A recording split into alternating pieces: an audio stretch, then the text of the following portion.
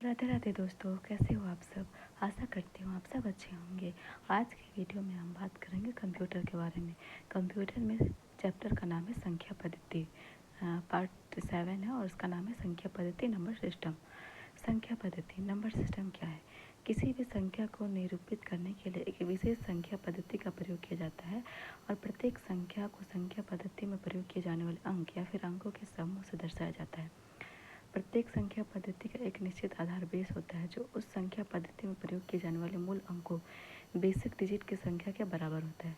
किसी भी संख्या में अंकों डिजिट की स्थिति दाईं से बाईं ओर गिनी जाती है। किसी संख्या में प्रत्येक अंक का मान उसके संख्यात्मक मान फेस वैल्यू तथा स्थानीय मान पोजीशन वैल्यू पर निर्भर करता है।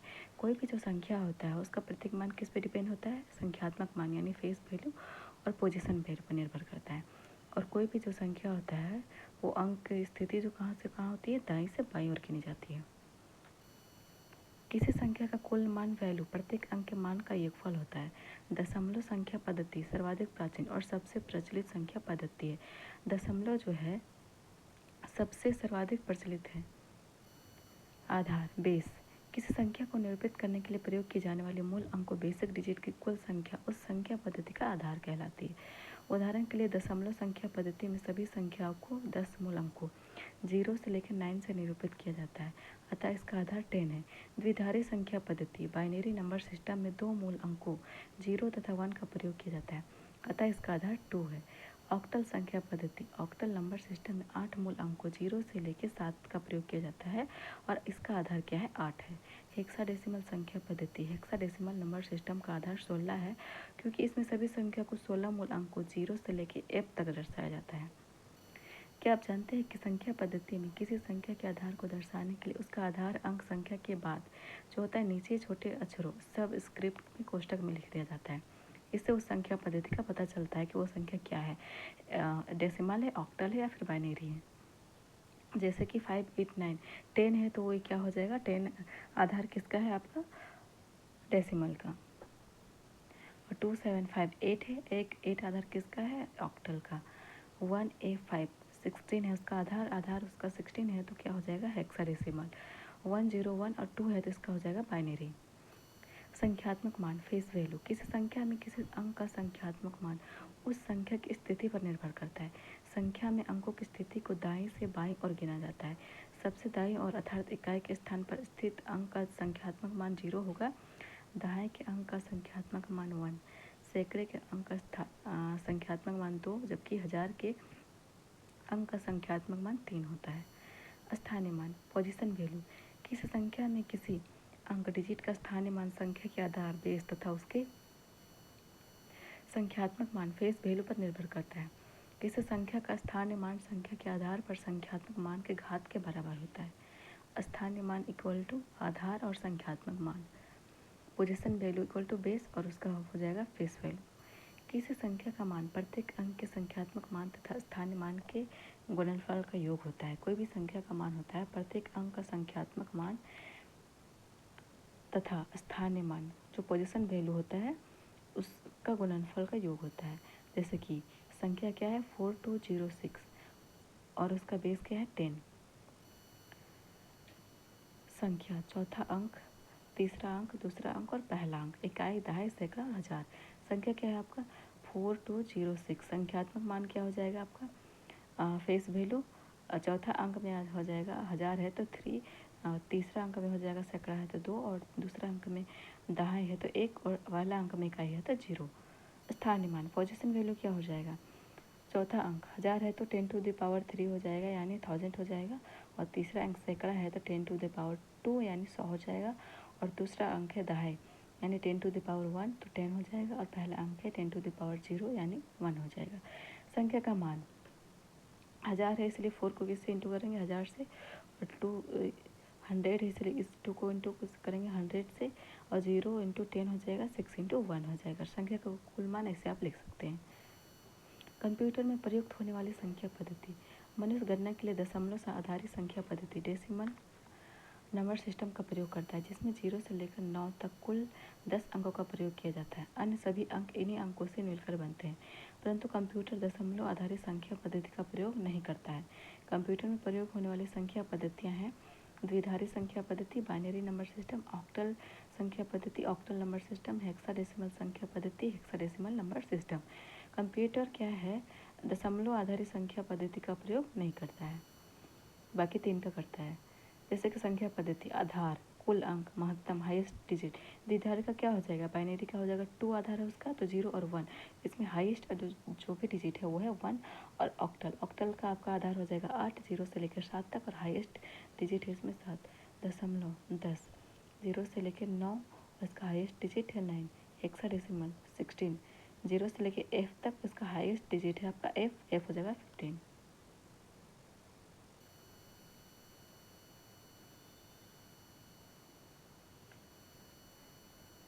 द्विधारी संख्या पद्धति, बाइनरी नंबर सिस्टम।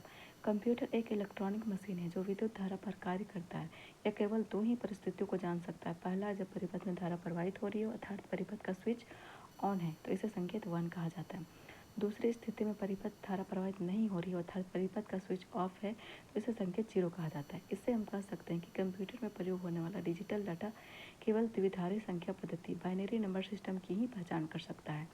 जैसा कि हम जानते हैं कि कंप्यूटर केवल बाइनरी नंबर सिस्टम की पहचान कर सकता है, और इसमें अगर धारा प्रवाहित हो रही है तो वो ऑन है और उसमें संकेत जो क्या होगा 1 होगा, अगर उसमें प्रवाहित नहीं हो रही है तो ऑफ है और संकेत इसका हो जाएगा 0। 0 तथा 1 का प्रयोग कर लिखी जाती है। इसी कारण कंप्यूटर में गणना करने या फिर मेमोरी में स्टोर करने से पहले डाटा या निर्देशों को बाइनरी फॉर्म 0 या फिर 1 ऑफ या ऑन में बदलना पड़ता है। क्या होता है कि कंप्यूटर में कोई भी गणना करते हैं और उसमें मेमोरी में स्टोर करने से पहले डाटा को या फिर निर्देश को बाइनरी फॉर्म में कन्वर्ट करते हैं। द्विधारी स्थिति, ऑन है तो बल्ब जल रहा है, बल्ब की स्थिति क्या है, ऑन है तो जल रही है और 1 है, ऑफ है तो 0 है और बल्ब क्या है, बुझा हुआ है। स्विच, ऑन है तो पूरा ज्वाइंट सटा हुआ है और ऑफ है तो अलग है। धारा क्या प्रवाहित हो रही है और ऑफ में धारा प्रवाहित नहीं हो रही है। स्विच, ऑन की स्थिति में क्या है, जलता है, ऑफ की स्थिति में बुझ जाता है। धारा क्या है, प्रवाहित होती है ऑन में और प्रवाहित ऑफ में प्रवाहित नहीं होती है। बाइनरी स्थिति क्या होती है, ऑन में 1 होती है और ऑफ में क्या होती है, 0। बाइनरी संख्या पद्धति में इन दो अंकों 0 और 1 को बाइनरी डिजिट या संक्षेप में बीट कहते हैं। संख्या पद्धति में किसी भी संख्या का मान इसके स्थानीय मान पर निर्भर करता है। दशमलव पद्धति में आधार 10 होता है तथा इकाई के अंक का स्थानीय मान 10 टू द पावर 0 होता है, इक्वल टू क्या होता है, 1। दहाई के अंक का स्थानीय मान 10 टू द पावर 1 होता है, इक्वल टू 10, तथा सैकड़ा के अंक का स्थानीय मान 10 टू द पावर 2 यानी 100 होता है। किसी अंक का कुल मान उस अंक तथा उसके स्थानीय मान के गुणनफल के बराबर होता है। किसी भी अंक का कुल मान क्या होता है, उस अंक तथा उसके स्थानीय मान के गुणनफल के बराबर होता है। इसी प्रकार द्विधारी संख्या पद्धति में आधार 2 होता है। इकाई के अंक का स्थानीय मान 2 का पावर 0 यानी 1 होता है। दहाई के अंक का स्थानीय मान 2 का पावर 1 यानी 2 तथा सैकड़ा के अंक का स्थानीय मान 2 का पावर 2 यानी 4 होता है। और हजार का हो जाएगा 2 का पावर 3 यानी 8। संख्याओं का स्थानीय मान और अंक पद्धति, हजार, इकाई, दहाई, सैकड़ा, हजार। दशमलव 10, 10 टू हजार में क्या हो जाएगा 10 टू द पावर 3 1000, और सैकड़ा में क्या हो जाएगा 10 टू द पावर 2 यानी 100, दहाई में हो जाएगा 10 टू द पावर 1 यानी 10, इकाई में हो जाएगा 10 टू द पावर 0 यानी कि 1। द्विधारी में 2 उसका बेस होता है, 2 का पावर 3 हो जाएगा, हजार में 8 हो जाएगा, और सैकड़ा में क्या हो जाएगा 2 का पावर 2 यानी 4 हो जाएगा, दहाई में हो जाएगा 2 का पावर 1 यानी 2, और इकाई में हो जाएगा 2 का पावर 0 यानी 1। ऑक्टल का बेस क्या है 8, और 8 का पावर 3 हो जाएगा हजार में यानी 512, सैकड़ा में हो जाएगा 8 का पावर 2 यानी 64, और दहाई में हो जाएगा 8 का पावर 1 यानी 8, और इकाई में हो जाएगा 8 का पावर 0 यानी कि 1। हेक्साडेसिमल बेस इसका हो जाएगा 16 हजार में हो जाएगा 16 का पावर 3 यानी क्यूब 3 4096, 16 का पावर 2 यानी 256, 16 का पावर 1 यानी 16 का पावर 0 यानी 1। दशमलव के बाद की संख्याओं का स्थान मान क्या होता है, दशमलव -1 -2 और -3। दशमलव बिंदु 10 to the power -1 equal to हो जाएगा 1/10, और 10 टू द पावर -2 हो जाएगा 1/100, और 10 टू द पावर -3 हो जाएगा आपका 1/1000।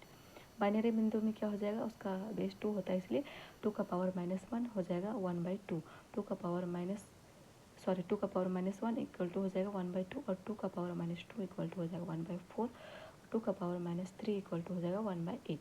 ऑक्टल, ऑक्टल बिंदु में क्या होता है, उसका बेस होता है 8, इसलिए हो जाएगा 8 का पावर -1 यानी 1/8 और 8 का पावर -2 यानी 1/64, 8 का पावर -3 यानी 1/512।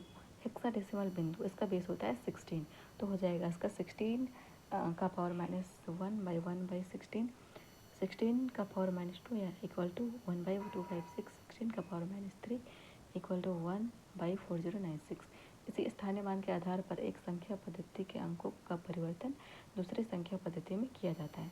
बाइनरी अंकगणित, बाइनरी अर्थमेटिक, जब बाइनरी अंकों पर साधारण अंकगणित गणनाएं जैसे जोड़, घटाव, गुणा व भाग, addition, subtraction, multiplication and division आदि संपादित की जाती है तो इसे बाइनरी अंकगणित कहा जाता है। बाइनरी अंकगणित का उपयोग कंप्यूटर की गणना के लिए सर्किट तैयार करने तथा उनके सरलीकरण में किया जाता है। क्या आप जानते हैं कि दशमलव पद्धति को किसी अन्य संख्या पद्धति में बदलने के लिए भागशेष विधि, डिवीजन रिमाइंडर मेथड का प्रयोग किया जाता है? क्या होता है कि दशमलव जो पद्धति होता है उसको अन्य संख्या में बदलने के लिए कौन सा विधि अपनाया जाता है? भागशेष विधि। इसमें दशमलव संख्या को नए आधार वाली संख्या से विभाजित किया जाता है। भागफल को नीचे लिखकर शेष को अलग लिखते हैं।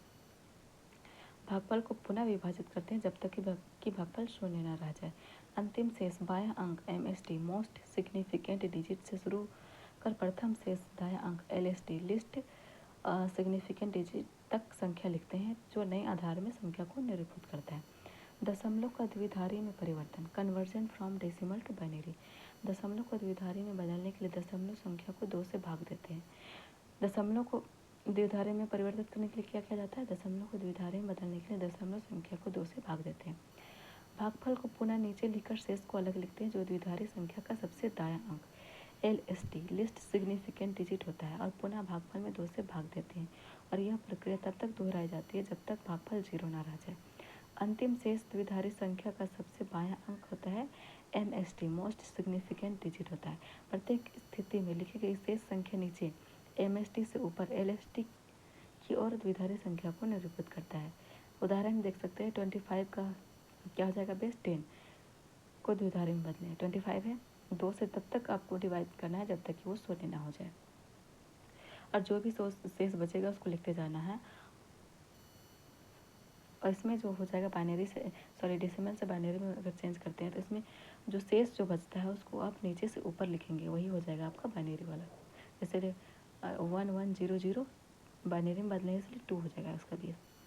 दशमलव अंकों के बाइनरी तुल्यांक, दशमलव बाइनरी 0 तो 0 हो जाएगा, 1 है तो 1 हो जाएगा, 2 है तो 10 हो जाएगा,